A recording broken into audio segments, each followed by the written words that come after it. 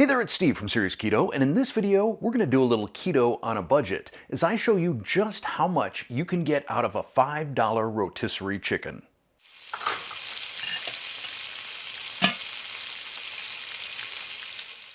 A common complaint about keto is the cost, but at least here in the US, you can get a rotisserie chicken for less than $5 at a warehouse club like Costco or Sam's Club, or for a couple dollars more at a grocery store.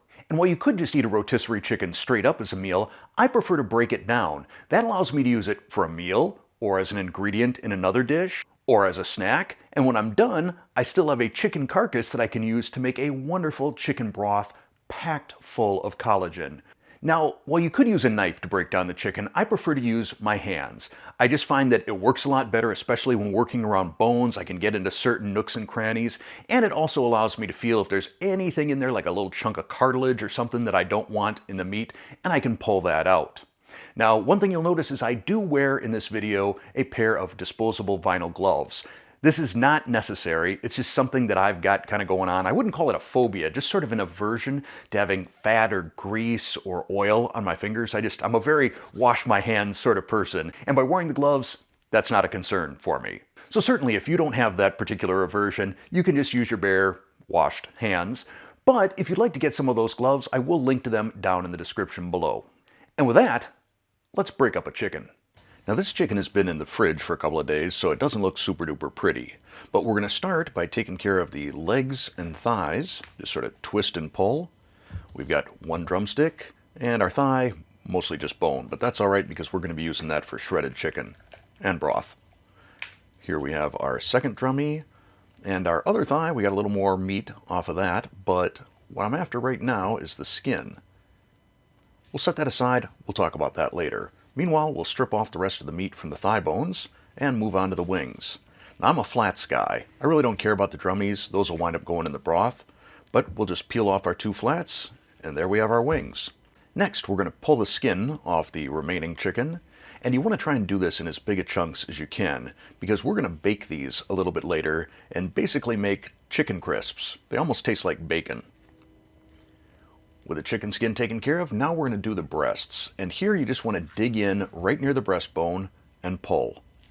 Kind of just let the bones guide you as you gently put your fingers in. Sometimes you need to wiggle them just a little bit, especially around the chicken tender here, to get that out. And it's up to you just how meticulous you want to be removing all the meat from the carcass. I leave some on there just because I feel it kind of helps with the flavor of the eventual broth that I'm going to make. And then any extra chicken that's still on the carcass after making the broth can be peeled off and used for soup, or your pets will love it. But I'm going to set that aside and get on to shredding my chicken. Now I prefer to shred the chicken by hand. It's just kind of a matter of squeezing, twisting, pulling, kind of rubbing your fingers together. I feel this works better than a pair of forks, at least in terms of catching any chunks of cartilage or bone or little membrane tissue that I don't want in my shredded chicken. In the end, I've got 2 pounds of shredded chicken meat, that's 900 grams. I've got a carcass here for broth. I've got a pair of flats to use as a snack, a couple of drummies, and my chicken skin. So now that we've broken down the chicken, what can we do with all these parts? Starting with the shredded chicken. Well, you could make tacos with it or enchiladas. If you want, you could shred it up even a little bit finer with some forks if you're using it for that. Or you could make a chicken salad, or my green chili cracked chicken dip, which I'll link to up here. I typically keep a bag of shredded chicken in the fridge just in case there's any sudden recipe ideas I have or quick snacks that I want to eat.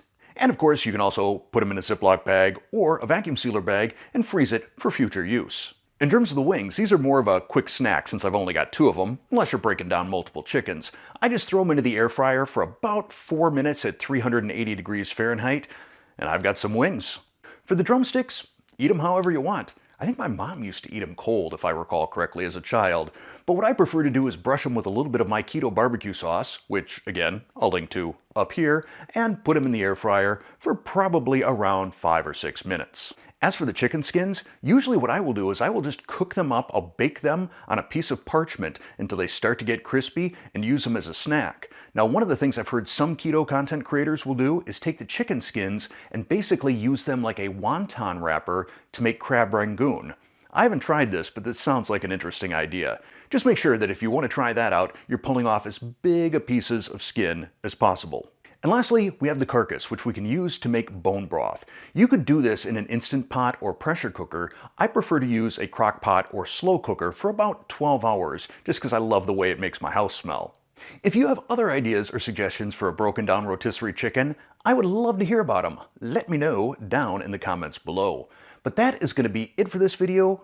If you enjoyed it, please click that like button. If you're not a subscriber already, tap that subscribe button, then hit the bell to turn on all notifications. And if you never want to miss a serious keto video, as well as keep up on some of the behind the scenes info that's going on with the channel, check out the Serious Keto newsletter. The link is down in the description. Thanks for watching.